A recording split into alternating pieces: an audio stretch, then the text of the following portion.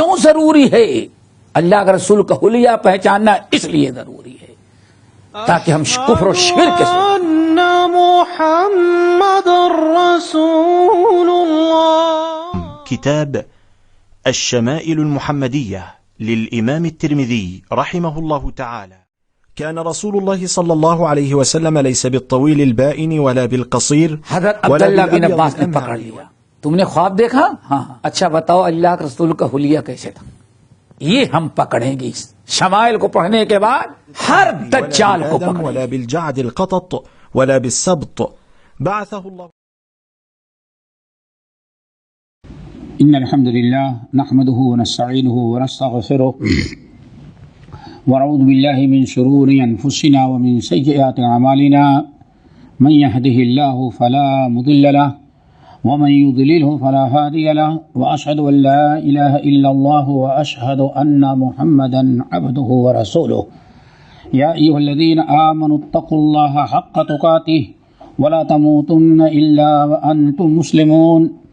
يا أيها الناس اتقوا ربكم الذي خلقكم من نفس واحدة خلق منها زوجها وبث منهما رجالا كثيرا ونساء واتقوا الله الذي تساءلون به والأرحام إن الله كان عليكم رقيبا.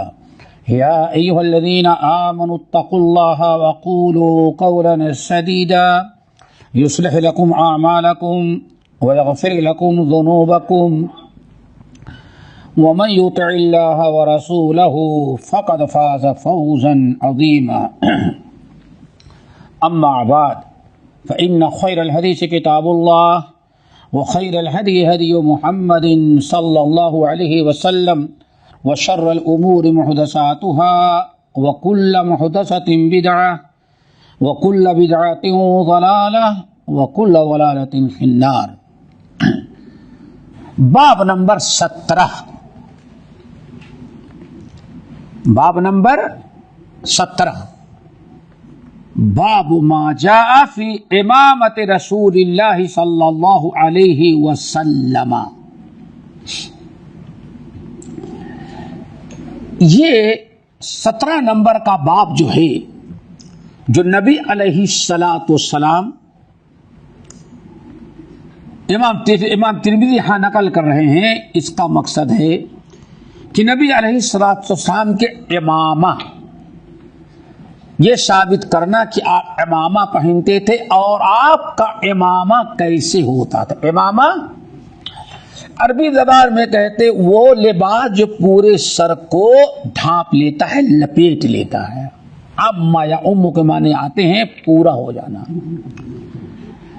انسان جب امامہ پگڑی باندھتا ہے صافہ باندھتا ہے تو اس کا پورا سر کور ہو جاتا ہے بند ہو جاتا ہے. امامہ انسان کے پورے سر کو کور کر لیتا ہے. اسی لیے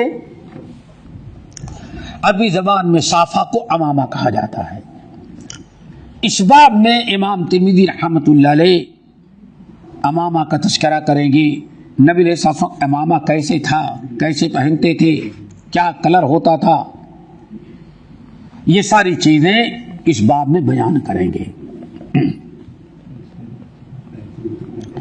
پہلی حدیث اس سلسلے کی امام ترمذی رحمۃ اللہ علیہ کہتے ہیں حدثنا محمد بن بشار قال حدثنا عبد الرحمن بن مہدی عن حماد بن سلامة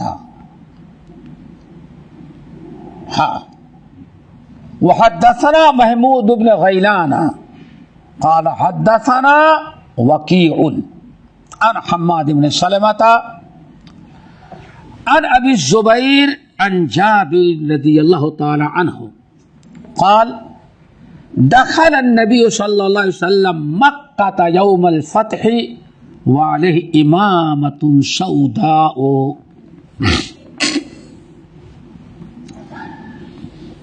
اس سند حدیث امام ترمذی رحمۃ اللہ علیہ 2 سند سے نقل کرتے ہیں. پہلی سند امام ترمذی کہتے ہیں ہم سے حدیث بیان کیا ہمارے استاد محمد بن بشار, محمد بن بشار کہتے ہیں ہم سے حدیث بیان کیا عبد الرحمن بن مہدی. عبد الرحمن بن مہدی کہتے ہیں ہم سے حدیث بیان کیا حماد بن ابی سلمہ. ایک سند یہ ہے. امام ترمذی پھر دوسری سند کی طرف پلٹ جاتے ہیں, کہتے ہیں ہم سے حدیث بیان کی اور ہم سے حدیث بیان کی محمود ابن غیلان الثقفی نے. وہ کہتے ہیں ہم سے حدیث بیان کیا وقیع ابن الجراح نے. وقیع ابن الجراح کہتے ہیں ہم سے حدیث بیان کیا حماد بن سلمہ. دونوں سندوں میں دیکھیں امام ترمذی کے استاد اور استاد الاستاد دونوں سندوں کے الگ الگ ہیں. پہلے سند ان کے استاد محمد بن بشار ہیں اور استاد الاستاد عبد الرحمن ابن مہدی ہیں, اور دوسری سند میں امام ترمذی کے استاد محمود ابن غیلان ہیں اور ان کے استاد وقیع ابن الجراح. پھر امام ترمذی کے دونوں استاد الاستاد کون ہے؟ حماد بن سلمہ. اب یہاں سے ایک سند ہو گئی.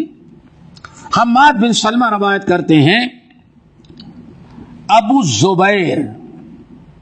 الزبیر روایت کرتے ہیں عن جابر, حضرت جابر بن عبداللہ رضی اللہ تعالی عنہما سے.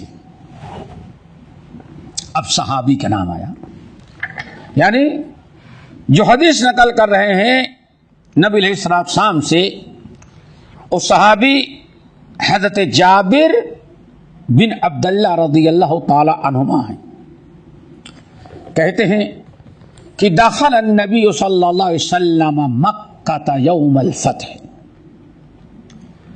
نبی علیہ الصلوۃ والسلام فتح مکہ کے دن مکے میں داخل ہوئے. فتح مکہ کے موقع پر جب آپ مکے میں داخل ہوئے تو وعلیہ عمامۃ سودا, تو آپ کالے قسم کا صافہ باندھے ہوئے تھے. یہ آ گئی بات. اب یہاں پہلی چیز تو سمجھیں, اس سے پہلی حدیث میں کیا ہے؟ کھوت پہنے ہوئے تھے, اور اس میں ہے کہ آپ عمامہ پہنے ہوئے تھے. تو نبی علیہ الصلوۃ ان دونوں حدیثوں میں کوئی ٹکراؤ نہیں ہے, چونکہ نبی علیہ الصلوۃ والسلام کپڑا بھی پہنتے تھے, عمامہ بھی, اور اس کے اوپر سے کھوت پہن لیتے تھے. ایسا بھی ہوتا, بہت ہوتا ہے. تو آپ عمامہ باندھے, اور چونکہ کھود لوہے کا تھا تو لوہا چبھ سکتا ہے, اسی لیے نبی علیہ الصلوۃ والسلام پہلے عمامہ باندھے, پھر اس کے بعد سے کھوت پہن لیا. تو دونوں حدیثوں میں کوئی ٹکراؤ نہیں. نبی علیہ الصلوۃ والسلام اس حدیث کے اندر آپ کے امامے کا رنگ معلوم پڑ گیا کہ نبی علیہ الصلوۃ والسلام عمامہ باندھتے تھے تو عمامہ کالے کلر کا تھا. یہ چیز تو بالکل واضح ہو گئی. عمامہ آپ باندھے ہوئے تھے, کالے کلر کا عمامہ تھا. نبی علیہ الصلوۃ والسلام کی مختلف روایات ہیں, جس کو امام ابن القیم رحمۃ اللہ نے زاد المعاد میں نقل کیا ہے, اور بہت سارے محدثین نے ذکر کیا ہے.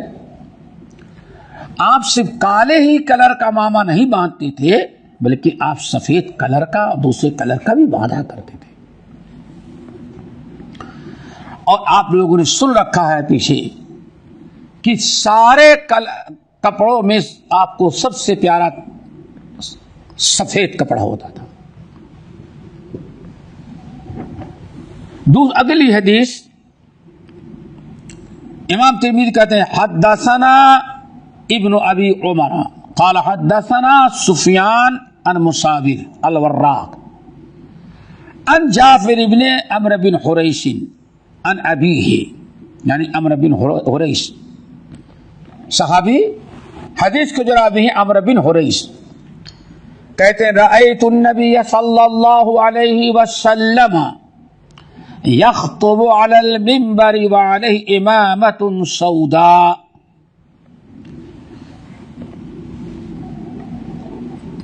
کہتے میں نے نبی علیہ الصلوۃ والسلام کو منبر پر خطبہ دیتے ہوئے دیکھا. یعنی عمرو بن حریث رضی اللہ تعالیٰ عنہ کہتے ہیں کہ ہم نے نبی علیہ الصلوۃ والسلام کو منبر پر خطبہ دیتے ہوئے دیکھا اور سنا.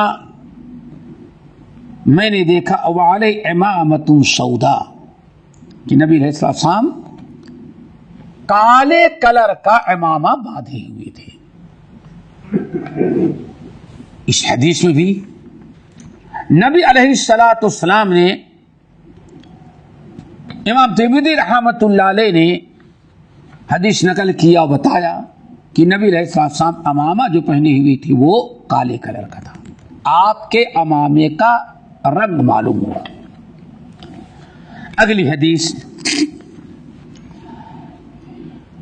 امام ترمذی کہتے ہیں کہ حدثنا محمود بن غیلان ویوسف ابن عیسیٰ قال. امام ترمذی دو استاد سے روایت کرتے ہیں، محمود بن غیلان اور یوسف ابن عیسیٰ. قال میرے ان دونوں استادوں نے کہا حدثنا وکیع، ہم سے حدیث روایت کیا وکیع ابن الجراح نے، ان مصاور الوراقی، مصاور اور روایت کے مصاور الوراق سے. وہ روایت کرتے ہیں جعفر بن عمرو بن حریث، لیکن صحابی وہی ہو گئے. پہلی سند میں اور اس سند میں مصاور بن وراق سے پہلے سند بدل جاتی ہے، مصاور بن وراق کے بعد ایک سند ہو جاتی ہے.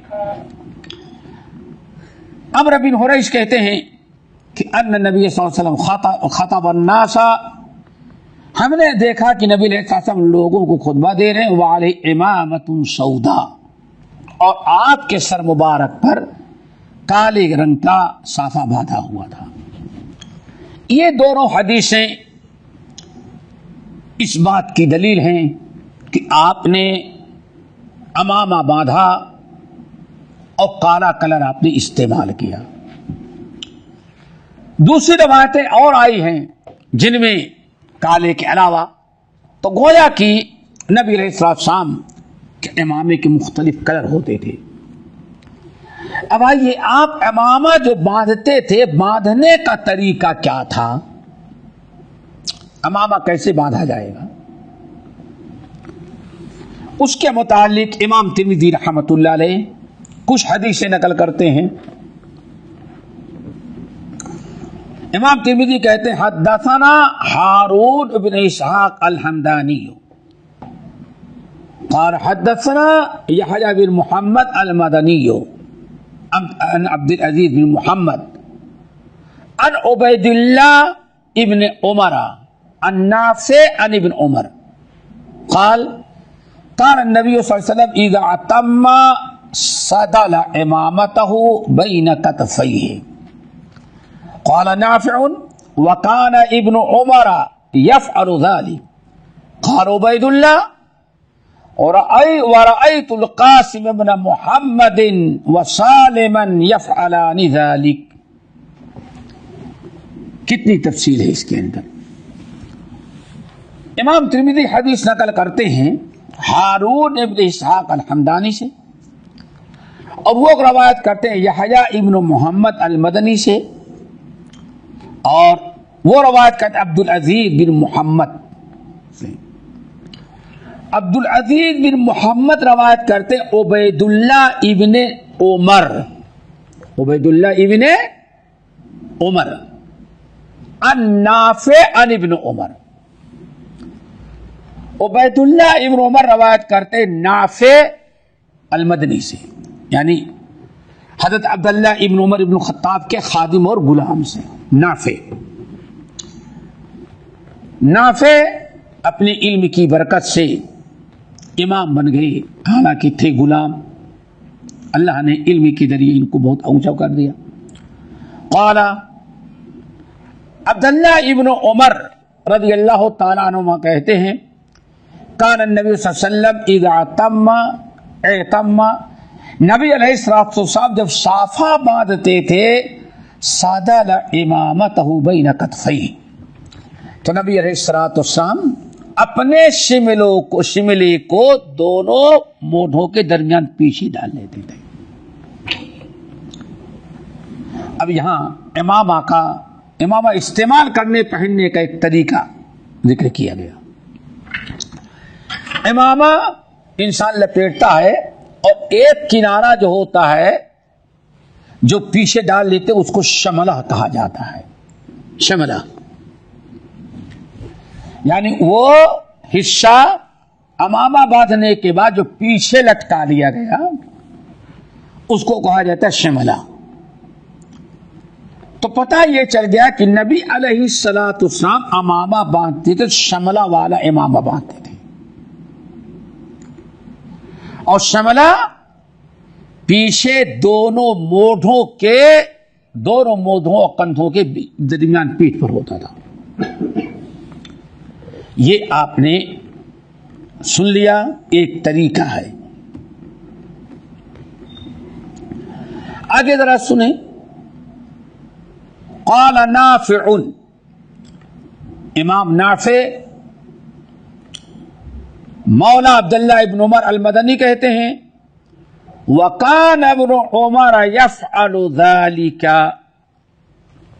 اور ہم نے اپنے استاد اپنے آقا عبداللہ ابن عمر رضی اللہ تعالی عنہما کو ایسے ہی میں نے امامہ باندھتے ہوئے دیکھا، یعنی سر پر باندھتے اور شملہ جو ہوتا وہ دونوں مونڈھوں کے درمیان پیٹھ پر ڈال دیتے۔ کیوں؟ اللہ کے رسول کو انہوں نے ایسے ہی امامہ باندھے ہوئے دیکھا تھا۔ یہ بات ہو گئی۔ قال عبید اللہ کہتے ہیں یعنی نافع کے شاگرد عبید اللہ ابن عمر العمری، دیکھیں نافع سے پہلے جو ہیں حضرت نافع عبداللہ ابن عمر رضی اللہ تعالیٰ عنہما نبی علیہ السلام کی حدیث نقل کرتے ہیں کہ میں نے دیکھا نبی علیہ السلام امامہ باندھے ہیں تو شملہ آپ نے اپنے پیٹھ مبارک پر دونوں کندھوں کے بیچ پیچھے لٹکا رکھا ہے۔ عبداللہ ابن عمر نے حدیث بیان کی۔ اب نافع کہتے ہیں ہم نے اپنے آقا عبداللہ ابن عمر کو دیکھا ایسے ہی امامہ باندھتے تھے، یعنی اللہ کے رسول کی سنت پر۔ عبداللہ بن عمر نبی علیہ السلام کو جیسے امامہ باندھے ہوئے دیکھا تھا ویسے امامہ باندھتے اور شملہ جو ہے پیچھے پیٹھ پر لٹکا لیتے دونوں مونڈھوں کے درمیان۔ یہ بات ہو گئی۔ اب نافع کے شاگرد جو ہیں عبید اللہ ابن عمر، وہ کہتے ہیں وَرَأَيْتُ الْقَاسِمَ ابن محمد، میں نے قاسم بن محمد اور سالم کو دیکھا یفعلان ذلک، ان دونوں کو میں نے دیکھا ایسے ہی امامہ باندھتے رہے، یعنی حدیث روایت کیا اس پر عمل کا طریقہ۔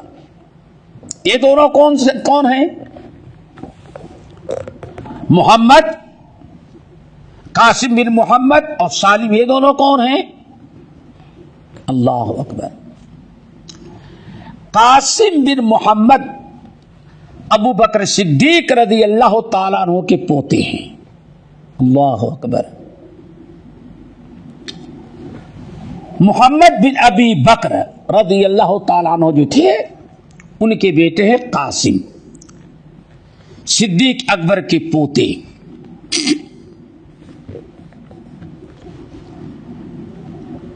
سالم کہتے ہیں، اور سالم کون ہیں؟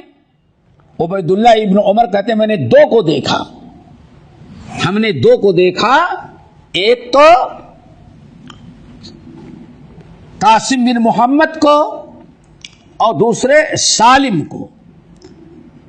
عبید اللہ ابن عمر کہتے ہیں ہم نے ان دونوں کو دیکھا، محمد بن قاسم اور سالم کو، کہ یہ دونوں جب امامہ صافہ باندھتے تھے تو شملہ جو ہے پیٹھ کے پیچھے لٹکاتے تھے۔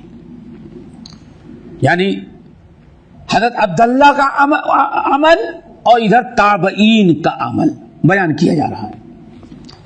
قاسم بن محمد ہم نے بتایا یہ ابو بکر صدیق رضی اللہ تعالیٰ عنہ کے پوتے ہیں، اور سالم ابن عبداللہ ابن عمر ابن الخطاب ہیں۔ یعنی سالم عمر ابن الخطاب رضی اللہ تعالیٰ عنہ کے بیٹے، جو اس حدیث کے راوی عبداللہ ابن عمر رضی اللہ تعالیٰ عنہما ہیں۔ عبداللہ بن عمر رضی اللہ تعالیٰ عنہما کے بیٹے کا نام سالم تھا۔ عبداللہ بن عمر کے دو بڑے شاگرد ہیں، ایک سالم ان کا بیٹا اور دوسرے نافع ان کا غلام۔ تو اب بڑی عجیب سے بات ہے، دیکھیں ابو بکر اور عمر ابن الخطاب رضی اللہ تعالیٰ عنہ کے دونوں پوتے، قاسم بن محمد ابو بکر صدیق کے پوتے اور سالم عمر ابن الخطاب رضی اللہ تعالیٰ عنہ کے پوتے، دونوں شیخین جن کو کہا جاتا ہے، اللہ اکبر، ابو بکر عمر رضی اللہ تعالیٰ عنہ، دونوں کے پوتوں کا تذکرہ کر رہے ہیں کہ یہ دونوں کے پوتے قاسم بن محمد بن ابی بکر، سالم بن عبداللہ ابن عمر ابن الخطاب، ان دونوں کو میں نے دیکھا، یہ جب صافہ باندھتے تھے تو دونوں کا صافہ باندھتے تو شملہ جو ہے پیٹھ پر دونوں موڈھوں کے پر درمیان ڈال دیتے تھے۔ اللہ اکبر۔ اگلی حدیث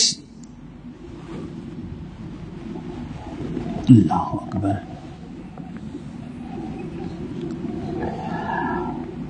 امام ترمذی رحمۃ اللہ علیہ روایت کرتے ہیں کہ قال حدثنا ابن یوسف بن عیسیٰ قال حدثنا وکیع ابن الجراح قال حدثنا ابو سلیمان وهو عبد الرحمن بن الغسیل عن اکرمۃ عن ابن عباس رضی اللہ تعالی عنہما ان النبی صلی اللہ علیہ وسلم خطب الناس وعلیہ اصابۃ دسمہ۔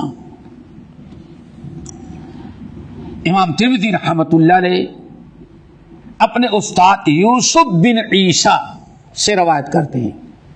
یوسف بن عیسیٰ وکیع ابن الجراح رضی اللہ رحمۃ اللہ علیہ سے روایت کرتے ہیں، اور وکیع ابن الجراح ابو سلیمان عبد الرحمن ابن الغسیل سے روایت کرتے ہیں۔ ابو سلیمان عبد الرحمن بن غسیل ہیں، امام ترمذی تعارف کروا رہے ہیں، عبد الرحمن ان کا نام ہے اور کنیت ان کی ابو سلیم، لیکن ابن الغسیل سے پہچانے گئے۔ ابن الغسیل کے کیا مطلب ہے؟ مشہور صحابی حنظلہ رضی اللہ تعالی عنہ جن کو غسیل الملائکہ کہا جاتا ہے، ان کے بیٹے تھے، یہ باپ کی وجہ سے بڑی عزت ملی۔ غسیل الملائکہ ان کو کیوں کہا جاتا ہے؟ نہایت دیندار جذبے والے نوجوان تھے، اپنے گھر میں حالت جنابت میں تھے، ابھی غسل نہیں کیا تھا، اتنے میں اعلان ہو گیا کہ کفار مکہ مدینے پر حملہ کرنے کے لیے 3000 کی فوج لے کر کے آ چکے ہیں، اور احد پہاڑ کے دامن میں ٹھہرے ہوئے ہیں اور مدینے پر حملہ کرنے کا ارادہ کر رہے ہیں۔ یہ سوچ کر کے جیسے آپ نے سنا ہے نبی علیہ السلام نے لوگوں کو احد پہنچ جانے کا حکم دیا۔ احد پہاڑ کی طرف روانہ ہوئے۔ انہوں نے جب سنا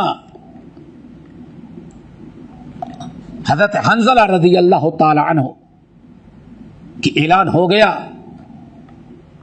جذبات میں بھرے ہوئے، جہاد کا شوق، اسلام کی سربلندی کا جذبہ جنابتی کی حالت میں ٹوٹ پڑے، میدان جنگ میں پہنچے۔ غسل کا موقع نہ لگا، جنگ شروع ہو گئی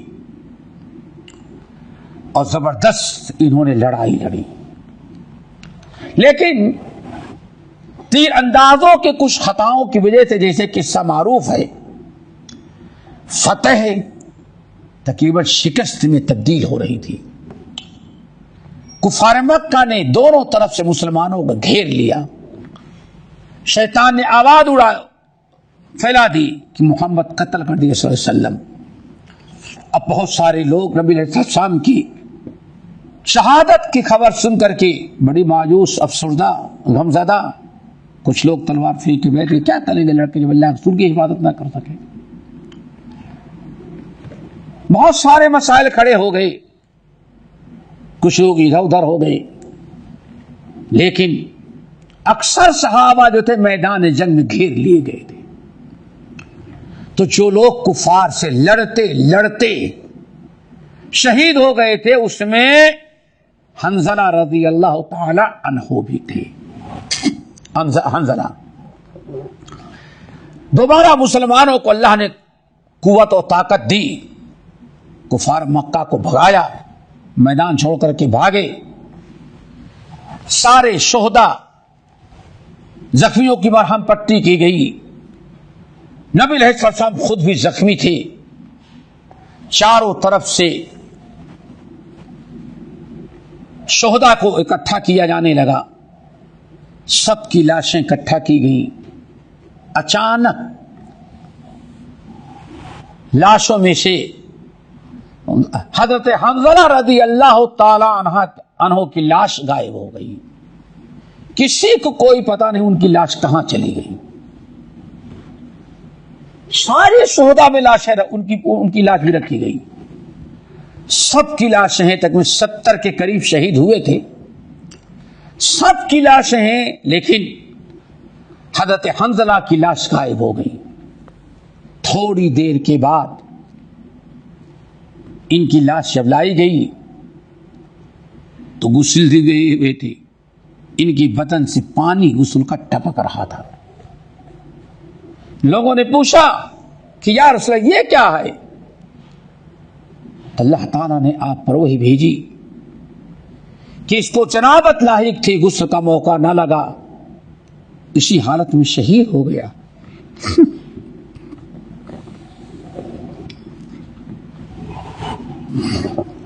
جب شہید ہو گیا تو اللہ تعالیٰ نے ان کو غسل دینے کے لیے فرشتوں کی ایک جماعت بھیجی۔ فرشتے آئے، ان کو اٹھا کر کے لے کے چلے گئے۔ اللہ کے حکم سے غسل میت دے کر کے ان کو یہاں واپس لوٹایا۔ اسی وقت سے ان کا لقب غسیل الملائکہ پڑ گیا۔ غسیل الملائکہ، حضرت حنظلہ کا لقب پڑ گیا غسیل الملائکہ۔ لوگوں کو بڑی حیرت ہوئی۔ وفد جب مدینہ واپس لوٹا تو لوگوں کو بڑا تجسس، جا کر کے ان کی اہلیہ سے پوچھا تو ان کی اہلیہ نے پورا قصہ لوگوں کو بتایا۔ تو انہی کے بیٹے عبد الرحمن ہیں، ابن الغسیل کہا جاتا، ان کا لقب بن گیا عبد الرحمن ابن الغسیل۔ یہ روایت کرتے ہیں اکرمہ مولا ابن عباس سے عبداللہ بن عباس رضی اللہ تعالیٰ عنہ غلام مولا اور آپ کے عبداللہ بن عباس کے سب سے بڑے وارث علم کے اور عالم.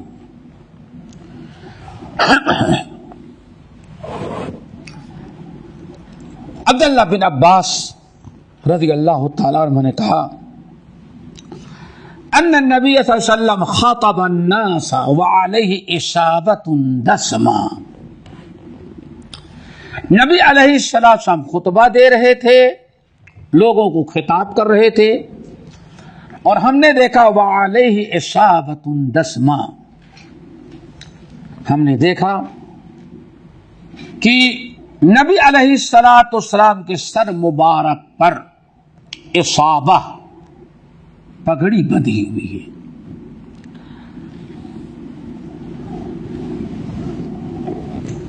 عربی زبان میں کتاب السنت اور عربی زبان میں امامہ بھی کہتے ہیں پگڑی باندھے کو، اور اصابہ بھی، اصابہ کا مطلب ہے لپیٹنا. چونکہ امامہ لپیٹا جاتا ہے، پگڑی لپیٹی جاتی ہے، اسی لیے اس کو اصابہ بھی کہتے ہیں. نبی علیہ السلام کو میں نے دیکھا خطبہ دے رہے ہیں اور آپ کے سر مبارک پر امامہ پگڑی بندھی ہوئی تھی.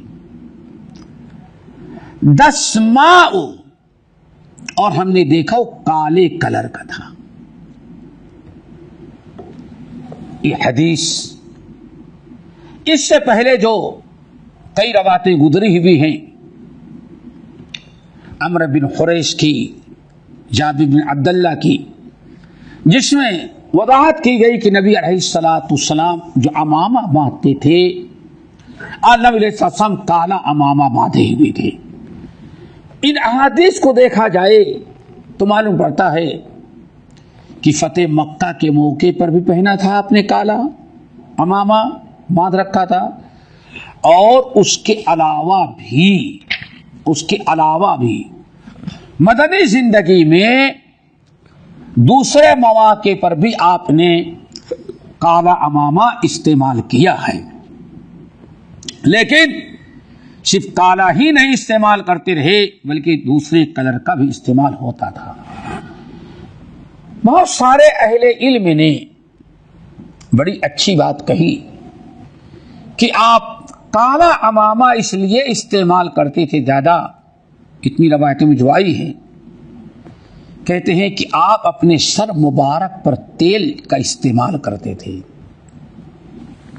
یہ پرانے زمانے میں سر کے بال، دماغ، ان تمام چیزوں کے لیے سر پر تیل استعمال کیا جاتا تھا.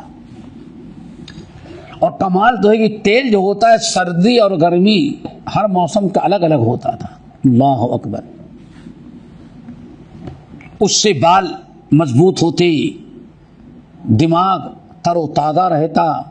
یہ سب اللہ تعالیٰ نے ایک فطری چیز رکھی تھی، لیکن آج تقریباً یہ ساری چیزیں ختم کر دی گئی. سر میں درد ہوتا، تیل لگایا جاتا، مالش ہوتی تھی، اور باقاعدہ اسپیشلسٹ ہوتے تھے سر کی مالش کرنے کے لیے.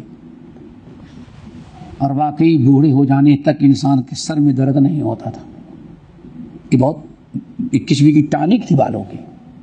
آج ساری چیزیں چھوڑ دی گئی. نبی علیہ السلام، اور جب تیل زیادہ استعمال ہوگا تو اوپر کا جو کپڑا ہوتا ہے آپ دیکھیں گے، آپ ٹوپی لگائیں یا اور کوئی پگڑی باندھیں، تیل استعمال کریں گے تو تیل جو ہے دھیرے دھیرے اس کپڑے میں جذب ہو جاتا ہے. بہت لوگوں کو ٹوپی میں جذب کیے رہتا ہے، امامہ میں، اور وہ دھلنے کے بعد نکلتا بھی نہیں. لیکن نبی علیہ السلام، لیکن اگر کلر کالا ہے، کالے کلر کا ہے، تو عام طور پر یہ تیل وغیرہ کا جو تاثیر ہوتی ہے وہ کالا دھبا پڑتا ہے. اور کالی پگڑی رہے گی، کالا امامہ، تو اس میں وہ جذب کرے گا تو دور سے جلدی نظر نہیں آئے گا. میلا کشیلا نہیں ہوگا، بھدا نہیں لگے گا. اس لیے اہل علم کہتے ہیں نبی علیہ السلام کالا استعمال کرنا زیادہ پسند کرتے تھے. دوستو یہاں کئی چیزیں ہیں سمجھنے کی. پہلی چیز تو یہ ہے، بہت ضروری ہے سمجھنا، پہلی چیز تو یہ ہے کہ آیا امامہ نبی علیہ السلام جو پہنتے تھے یہ کیا تشریعی طور پر یا عادت کے طور پر، یہ سمجھیں پہلے. اور یہ چیز اس چیز کا سمجھنا بہت ضروری ہوتا ہے. آیا وہ تعبدی تھا یا عادت کے طور پر تھا؟ تعبدی کا مطلب اللہ نے حکم دیا تھا اور پہننے میں اجر و ثواب تھا، سنت ہے، اس لیے نبی علیہ السلام پہنتے تھے، یا آدھا تھے. یعنی نبی علیہ السلام کے زمانے میں عربوں میں، حجاز وغیرہ میں بنسبت عجموں کے عربوں میں امامہ باندھنے کا زیادہ رواج تھا. امامہ صفا باندھنے کا زیادہ رواج تھا، اور اس کو ایک قسم کا تاج کہا جاتا تھا عربوں کا. تو یہاں اہل علم کا اختلاف ہے تھوڑا سا، اور بہت ضروری ہے کہ آیا یہ نبی علیہ السلام جو امامہ باندھتے تھے وہ تعبدی طور پر اجر و ثواب کی نیت سے یا عادت کے طور پر؟ فرق کیا ہوگا، فائدہ کیا ہوگا سمجھنے کا؟ اگر آپ سنت سمجھ کر کے اجر و ثواب کی نیت سے پہنتے تھے تو دنیا کے ہر مسلمان کو سنت پر عمل کرنا ہے اور امامہ باندھے گا تو اللہ تعالیٰ کے ہاں وہ اجر و ثواب کا مستحق ہوگا، کیوں اس نے نبی کی سنت پر عمل کیا. لیکن اگر نبی علیہ السلام جو استعمال کرتے تھے سنت کی نیت سے نہیں بلکہ عربوں کا ایک عرب کا کی عادت تھی، ان کا ایک کلچر تھا، ان کا ایک لباس، ان کی ایک زینت تھی، تو یہ نبی علیہ السلام اگر اس طرح سے پہنتے تھے تو اس کو سنت نہیں سمجھا جائے گا، بلکہ وہ عادت جیسے شلوار آپ کی پہنتے تھے، شال اوڑھتے تھے، ویسے یہ بھی ایک اس وقت کا ایک لباس تھا. تو اس سلسلے میں اکثر اہل علم جو ہیں ان کا خیال یہی ہے کہ اس کے عادت ہے، عبادت نہیں، تعبدی نہیں، تشریعی نہیں، بلکہ یہ عادت ہے. یعنی اس زمانے میں عربوں کا، خصوصاً آپ جس علاقے میں رہتے تھے وہاں کا ایک قسم کا لباس تھا. جیسے آپ کے ہاں کا کرتا پیجامہ، ٹوپی لباس ہے، طرح طرح کی ٹوپیاں ہوتی ہیں، ہر علاقے کی ایک قسم کی ٹوپی ہوتی ہے. اسی طرح سے بلکہ ہندوستانی ماحول جو تھا وہاں سر ڈھانکنا ایک ان کا کلچر تھا، اسی لیے ہندو مسلم سب ٹوپی لگاتے تھے. اور ابھی بھی ہندوستان کے بہت سارے علاقے ایسے ہیں کہ مسلمانوں سے زیادہ ہندو ٹوپی لگاتا ہے. مہاراشٹر ہے، کرناٹک کا ایریا جو تقریباً مہاراشٹر سے ملتا جلتا ہے، آپ چلے جائیں، کھیت میں آدمی کام کر رہا ہے، بازار جا رہا ہے، اور ٹوپی بھی سفید ہونی چاہیے، سفید ٹوپی استعمال کرتا ہے. یہ کہا جائے گا آدھا. تو ہندوستان کا بر صغیر کا جو کی عادت تھی ٹوپی لگانا، امامہ کم تھا. ایسی عربوں کا جو تھا وہ امامہ باندھنا یہ ان کا ایک کلچر تھا، ایک ان کی علامت و نشانی تھی. تو نبی علیہ السلام نے آبا اور کلچر کے طور پر استعمال کیا تو اس کو سنت نہیں کہیں گے. اگر کوئی نبی علیہ السلام کا طریقہ اپنا کر کے استعمال کرتا ہے تو اس میں کوئی مدعا کوئی حرج نہیں، لیکن اجر و ثواب کی نیت سے اور اس کو سنت سمجھ کر کے پہننا، اس کے لیے کوئی ٹھوس دلیل نہیں ہے کہ نبی علیہ السلام نے اس کو پہنا تھا تو اب عبادت کے طور پر سنت کے طور. علماء کی بڑی جماعت اسی چیز کے قائل ہے. اللہ تعالیٰ سے دعا کرتے ہیں اللہ تعالیٰ ہم سب کو نبی کی الفت محبت پیدا کرے، نبی کی سنت و عمل کرنے والا بنائے. اس سلسلے میں کچھ مزید باتیں رہ گئی ہیں امامہ کے متعلق جو بہت ہی ضروری ہیں، جن کا تذکرہ انشاءاللہ اگلی نشست میں ہم کریں گے. اللہ تعالیٰ ہم سب کو عمل کی توفیق نصیب فرمائے. اقول قولی ھذا واستغفر اللہ من کل ذنب واتوب الیہ.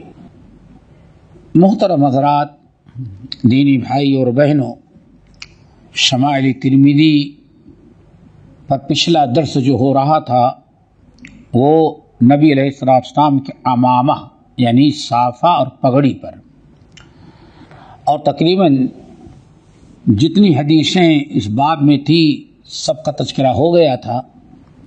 بس ایک چیز یا دو چیزیں اور آپ حضرات یاد رکھیں جو خاص طور سے ذکر کرنی ہے، وہ یہ کہ نبی علیہ السلام سے عمامہ باندھنا بسند صحیح ثابت ہے، اس میں کوئی دو رائے نہیں. آپ نے عمامہ استعمال کیا ٹوپی کے ساتھ، بغیر ٹوپی کے بھی، اور شملہ بھی باندھا بغیر شملے کے بھی.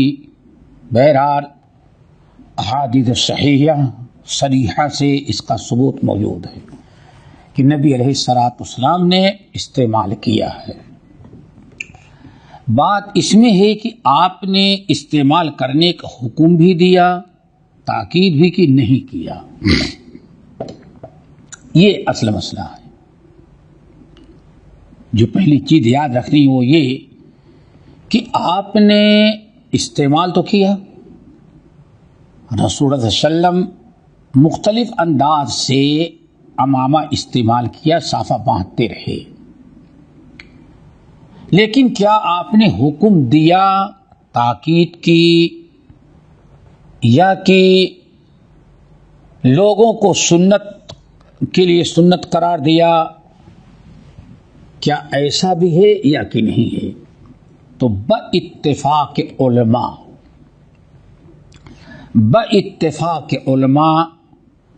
کسی بھی صحیح حدیث میں نبی علیہ السلام کا امر اور حکم ثابت نہیں ہے کہ آپ نے پہننے کو حکم دیا ہو، تاکید کی ہو. اس سلسلے میں کوئی ایک حدیث بھی بسند صحیح منقول نہیں ہے. جو احادیث ہیں وہ غایت درجے کی ضعیف، نہ قابل حجت اور نہ قابل استدلال ہے. دوسری چیز جو بڑی اہم ہے وہ بھی یاد رکھیں کہ کیا عمامہ صافہ یا پگڑی جس کو آپ کہتے ہیں، کیا اس کے باندھنے کی کوئی فضیلت آئی ہے یا نہیں ہے؟ کیا کوئی فضیلت بھی بیان کی جاتی ہے؟ نبی علیہ السلام سے کوئی فضیلت منقول ہے یا نہیں منقول ہے؟ یا صحابہ سے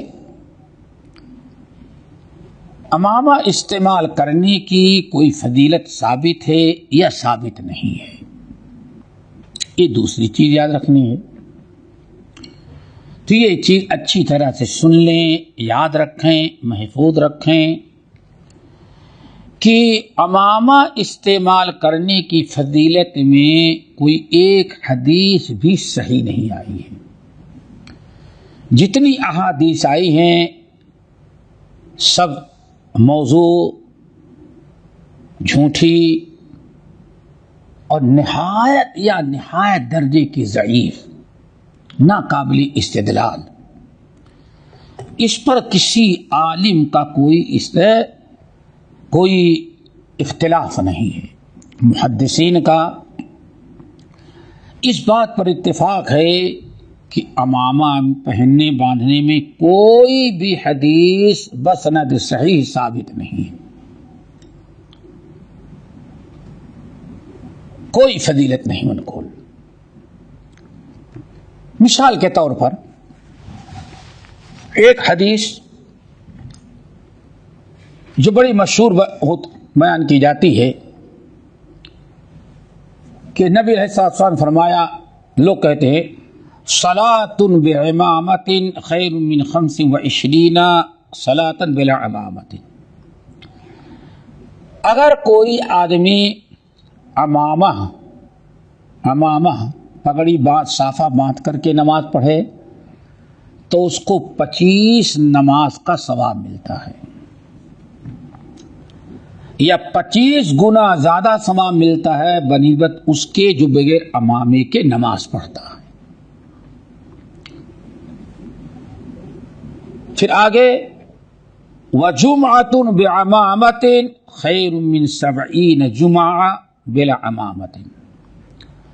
اور اگر کوئی انسان جمعے کے دن جمعے کی نماز میں امامہ صافہ اور پگڑی باندھ کر کے نماز پڑھتا ہے تو 70 گنا ثواب اس کا بڑھ جاتا ہے بنسبت اس کے جو بغیر امامے کے لوگ نماز پڑھتے ہیں.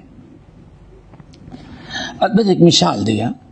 اسی چیز کی بنا پر دیکھیں گے ہمارے ہاں کچھ فرقے اور کچھ ایسے ہیں کہ باقاعدہ امامت کے لیے امام کے لیے عمامہ باندھنا ضروری قرار دیا گیا ہے، باعث ثواب سمجھا جاتا ہے. اور امام نماز پڑھاتے وقت پگڑی رکھ لیتا ہے اور پگڑی سلام پھیرنے کے بعد ٹانگ کر کے چلا جاتا ہے. جمعے کے دن بھی خصوصاً بہت سارے لوگ پگڑی باندھ کر کے آتے ہیں، امام بھی آتے ہیں، مقتدی بھی آتے ہیں، اس نیت سے کہ ہماری نماز 70 گنا درجہ اس کا بڑھ جائے گا. ایک مثال دی حدیث باتفاق علماء کسی مذہب میں کوئی اختلاف نہیں، سارے محدثین کا اتفاق ہے کہ حدیث موضوع اور من گڑھت ہے، جھوٹی ہے. اس حدیث کی نسبت نبی علیہ الصلوۃ والسلام کی طرف کرنا نبی پر جھوٹ بولنا اور بہتان باندھنے کی مقدار ہے. انسان اس لیے اچھی طرح سے سمجھ لے. پھر ایک مرتبہ کہ نبی علیہ الصلوۃ والسلام سے عمامہ باندھنے کی کوئی فضیلت ثابت نہیں ہے. جتنی حدیثیں امامہ باندھنے کی فضیلت، امامت خصوصاً امامت کے لیے، جمعے کے لیے جتنی حدیثوں میں فضیلت بیان کی گئی سب جھوٹی اور من گھڑت ہیں. کسی ایک حدیث کی نسبت نبی علیہ الصلوۃ والسلام کی طرف کرنا کسی بھی عالم کے لیے، مسلمان کے لیے جائز نہیں ہے. اس لیے نبی علیہ الصلوۃ والسلام باندھتے تھے. ایک اس وقت کا دستور تھا، نظام تھا، عربوں میں کا ایک کلچر تھا. اگر آپ اس کو سنت قرار نہ دے، استعمال کرے، کوئی مذاکرہ، کوئی حرج نہیں. اس نیت سے باندھنا کہ نماز میں زیادہ ثواب ملے گا یہ بھی غلط ہے. آپ کو اگر شوق ہے استعمال کرنے کا آپ استعمال کریں. دنیاوی طور پر زینت کے اعتبار سے کوئی نہیں منع کرتا، لیکن اس کی فضیلت اور اس کو دین کی طرف نسبت کرنا، نبی کی سنت قرار دینا یہ غلط ہے. ہمارے چینل کو سبسکرائب کیجیے اور بیل آئیکن کو دبانا نہ بھولیے تاکہ آپ کو نئی ویڈیو برابر ملتی رہیں. لائک اور شیئر کرنا نہ بھولیے.